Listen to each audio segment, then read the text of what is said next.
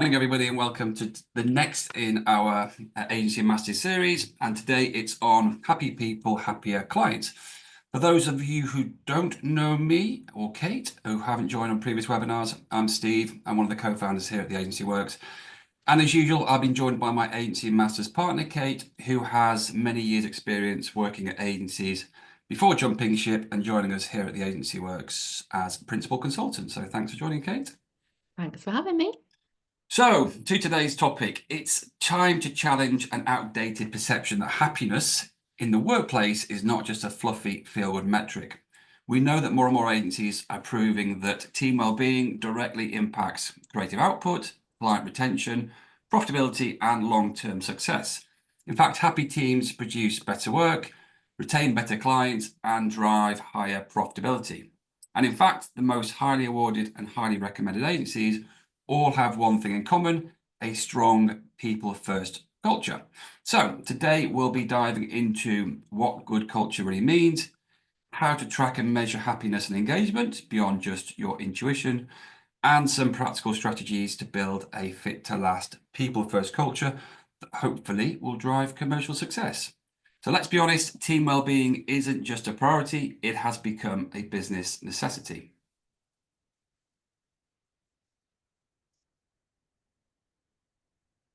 So we've picked this out as being a really good quote. It comes from a guy called Peter Trucker, who is in fact a management consultant. And he says that success isn't achievable without a powerful culture, one in which your people are on board with the agency vision and truly have their heart in achieving its objectives. We know you can't build a commercially minded team handing over responsibilities to achieve OKRs and KPIs without a secure, safe, empowering, respectful environment that means they can. Culture is more influential when it comes to agency success, especially in the long term. So, what is culture anyway? Well, it's definitely not just an industry buzzword. Elaine Jobson, author of High Performance and Culture, says that every organization has a culture, some intentionally designed, some just managed, and some ignored.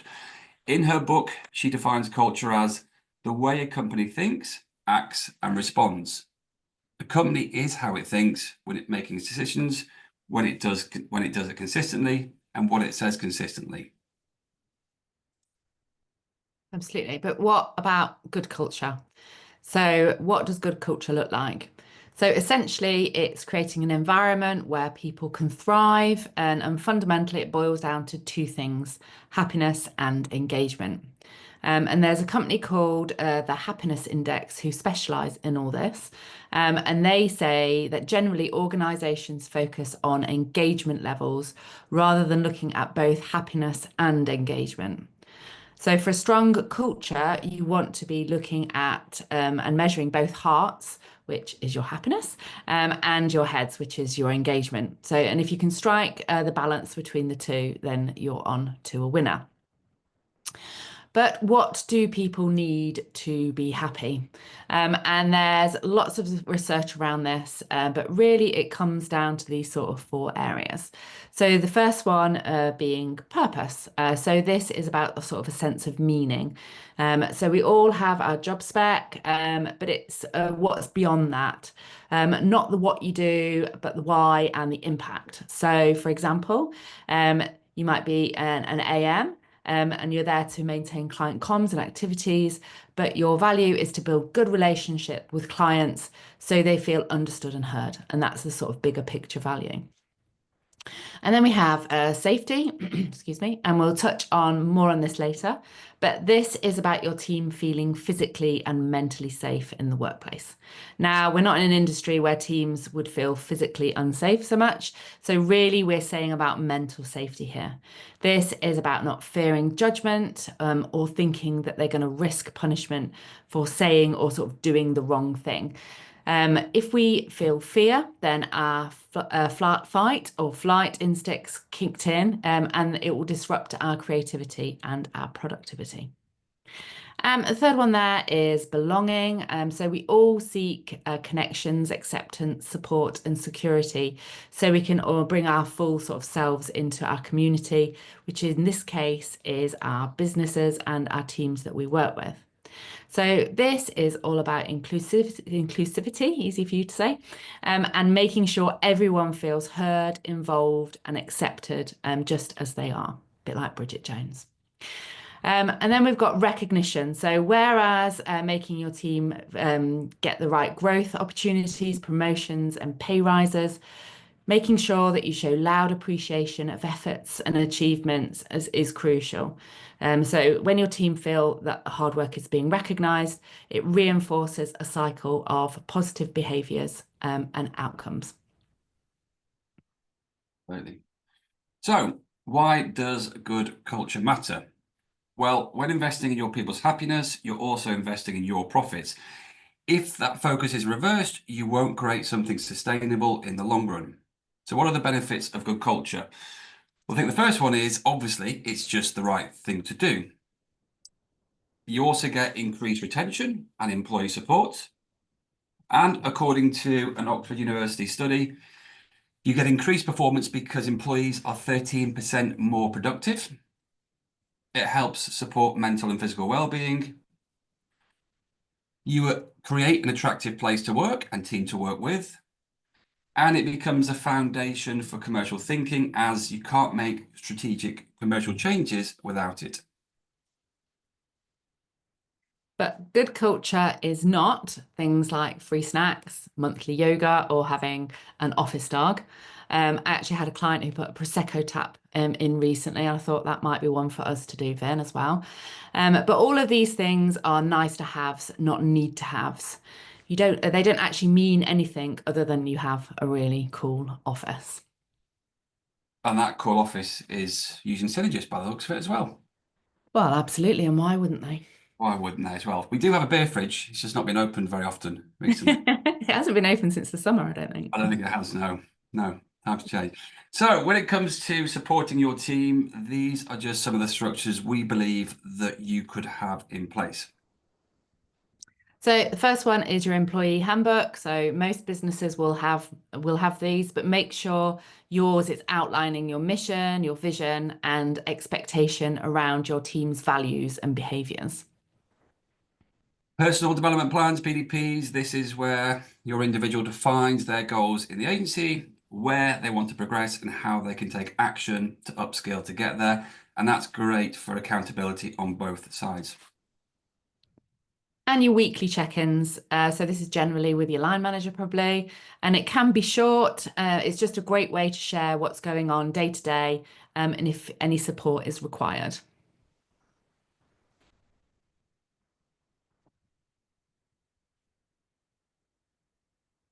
Just lost you then, I think, Kate. I'm not sure if everybody else did.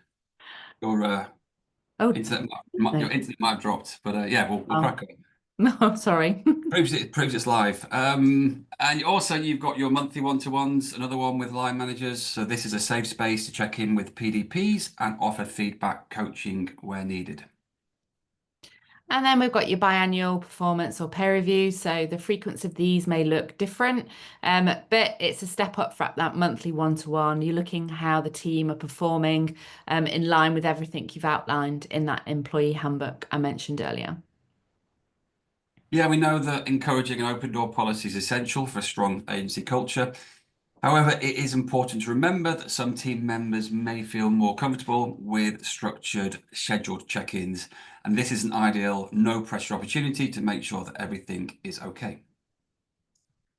And then we've got happiness surveys. So these have become popular across the agency landscape recently, and rightly so. They're submitted anonymously, and it gives everyone the chance to share how they're truly feeling. And although it can feel like you're reporting on that fluffy metric, it actually relates to so many other areas of the business, such as your utilization and your retention. True. So with these regular check-ins and monthly one-to-ones all set up, it is important to remember that feedback is definitely a two-way street. So that's why creating a feedback culture is so important. from both management to the wider team, but also back from the wider team to the management. Without this openness, it will start to chip away at morale, trust, and internal communication, and then eventually things will get very stagnant. But what does it look like? Well, it's about building an environment where your team can feel safe and encouraged to share and receive feedback. It's not a space to moan or an excuse for sort of inconsiderate criticizing. Creating this feedback culture boosts your engagement by building that trust and respect. So the things to keep in mind when encouraging these behaviour is openness. People are open to both giving and receiving feedback without that judgment or defensiveness. Keep it relevant and regular. So feedback is given frequently, not just during an annual review, but in day-to-day interactions. You need to make it a habit and make sure it's timely and relevant. And keep it constructive. So make sure it's constructive, focusing on how to improve rather than pointing out flaws. Really make sure you're sticking to the facts. And keeping it as a supportive environment. So if a sense of trust exists, people feel safe offering and receiving feedback, but think about asking before delivering it to someone. And lastly, sort of actionable insight. So making sure that feedback is clear, specific, and actionable. So recipients know what to do so they can improve. And of course, remember that none of this is going to sort of happen overnight. And what is the key ingredient? So Jay is telling us there it's psychological safety, and we have to believe him. So psychological safety is about creating a space where everyone feels secure, sharing their ideas without fear of judgment.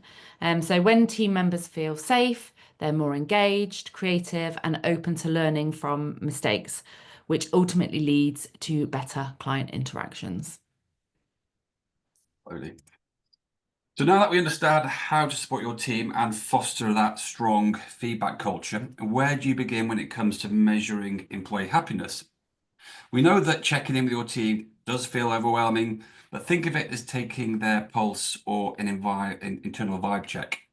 The key is to track the right areas and ask the right questions. So whether that's through the face-to-face conversations or via the anonymous happiness survey that Kate mentioned before, there are a few key metrics that we picked out, though, that we think that you should include in that, though. Absolutely. So the first one there is your employee net promoter score. So on a scale of 0 to 10, how likely are you to recommend your agency as a place to work? Quite a simple one from me, motivation. Do you feel trusted in what you're doing? Absolutely. And enjoyment. So are you feeling supported enough to enjoy your work? From a mental health point of view, have you actually felt stressed or burnt out in the last 2 to 3 months? And a really important one here, D, E, and I. Do you feel a sense of belonging? From a growth point of view, do you actually feel like your career is progressing? Do you have a clear development plan? And environment. So not just having a nice office and facilities, but also having a policy around hybrid or flexible working. Also, are you encouraged to voice your opinions, and actually how clearly are the leadership communicating theirs back to you? And another important, they're all important, aren't they? Yeah. Recognition and reward. Do you feel praised and rewarded at the right time and in the right way? Then finally, from a client point of view, how do you think they feel? Final question is good insight into client experience and how your team's happiness can impact on also that of your clients. Okay, so we've gone through all that checking. You've got the results in. Now what? So you can't ask your team for feedback and then just ignore it. So it's essential to acknowledge, respond, and also take action. So first of all, we need to share the results, because there's nothing worse than asking your team to invest their time and energy in sharing honest feedback, only for it to be ignored or left unaddressed. Also, you need to build an action plan for your team to actually feel heard. And then finally, we need to listen again. So when is the next survey? Get that date in the diary. We need to remember that this process isn't just a one-off. And what about when culture breaks down? So remember, your team see everything that you don't do just as much or more than everything that you do. So you can have all these things in place to make your team happy, but if culture breaks down, then you will lose people, contributing to high turnover, damaging your brand and the wider team morale. So if that happens, why can we establish why actually people do leave? I think the first one is we've touched on before, there's no psychological safety, and we know a toxic workplace harms both mental well-being, but also the overall health of your agency's culture. And poor onboarding or inconsistent onboarding as well. So make sure when you've got a new starter, you've got a detailed welcome pack, introduction to other team members. So we always used to buddy people up from other departments so they'd sort of meet a wide range of people. And really important, make sure the tech is ready on the first day. There's nothing worse than waiting for the IT to sort of set up your Outlook. True. And if a new hire isn't the right cultural fit, it definitely won't go unnoticed, and your entire team will start to feel the impact before long. So when someone doesn't align with your agency values, they can definitely disrupt team dynamics and undermine the culture that you've worked so hard to build.